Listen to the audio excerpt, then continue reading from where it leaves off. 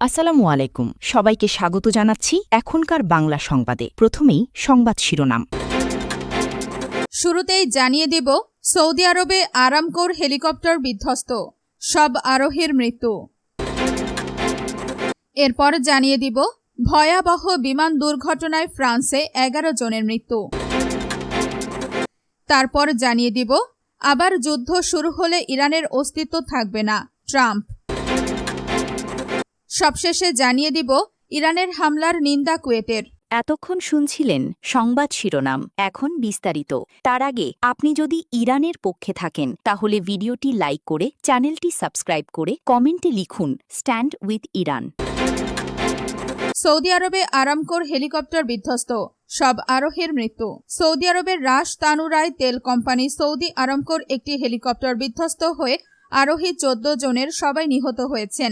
দেশটির জ্বালানি মন্ত্রণালয়ের একজন কর্মকর্তার বরাত দিয়ে আজ রোববার 28 জুন সৌদির রাষ্ট্রীয় গণমাধ্যম এ তথ্য নিশ্চিত করেছে। রাষ্ট্রীয় সংবাদ সংস্থা এসপিএ জানিয়েছে, আজ রোববার স্থানীয় সময় সকাল 6টার দিকে গ্রিনিচ মান সময় 3টা এই দুর্ঘটনা ঘটে। হেলিকপ্টারটিতে থাকা 14 জন আরোহীর সবাই সৌদি নাগরিক ছিলেন। দুর্ঘটনার কারণ অনুসন্ধানে ইতোমধ্যে তদন্ত শুরু হয়েছে। একই সঙ্গে নিহতদের পরিবারের প্রতি গভীর সমবেদনা জানিয়েছে সংশ্লিষ্ট কর্তৃপক্ষ। উল্লেখ্য, যুক্তরাষ্ট্র ও ইসরায়েলের সঙ্গে ইরানের চলমান যুদ্ধের কারণে পারস্য উপসাগরের রাশ তানুরাই টার্মিনালে সৌদি আরামকোর অপরিশোধিত তেল লোডিংয়ের কার্যক্রম প্রায় 4 মাস বন্ধ ছিল। গত শুক্রবারই 26 জুন সেখানে পুনরায় তেল লোডিংয়ের কাজ শুরু হয়েছিল, যার দুদিনের মাথায় এই মর্মান্তিক দুর্ঘটনা ঘটল।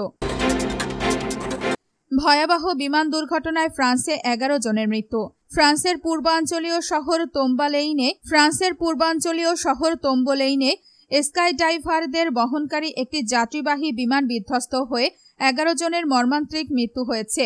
রোববার 28 জুন ঘটা এই দুর্ঘটনায় বিমানের পাইলট সহ মোট 10 জন যাত্রী নিহত হয়েছে বলে নিশ্চিত করেছে স্থানীয় প্রশাসন। স্থানীয় কর্মকর্তাদের বরাত দিয়ে জানা গেছে, নিহত যাত্রীদের মধ্যে 5 জন স্কাই ডাইভিং এর শিক্ষার্থী ও 5 জন প্রশিক্ষক ছিলেন। বিমানটি স্থানীয় একটি প্যারাশুট স্কুল ব্যবহার করেছিল। এটি মেয়ুর এর মোজেল বিভাগের নান্সি এসে বিমানবন্দর থেকে উড্ডয়ন করার পরপরই বিধ্বস্ত হয় বলে জানিয়েছে স্থানীয় সংবাদ মাধ্যমগুলো। ভয়াবহ এই দুর্ঘটনার পর পুলিশ ও স্থানীয় প্রশাসন সাধারণ মানুষকে বিমানবন্দরের আশেপাশের এলাকা এড়িয়ে চলার অনুরোধ জানিয়েছে। উদ্ধার কাজ ও দুর্ঘটনার কারণ অনুসন্ধানে তদন্ত শুরু হয়েছে।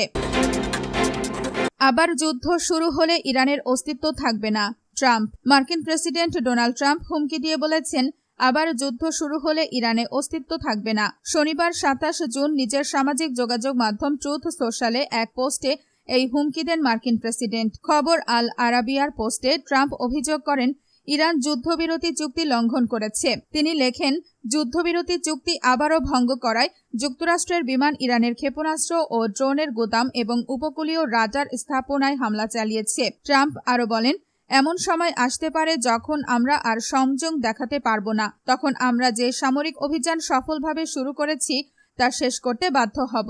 যদি এমনটি হয় তাহলে ইসলামী প্রজাতন্ত্র ইরানের আর কোনো অস্তিত্ব থাকবে না।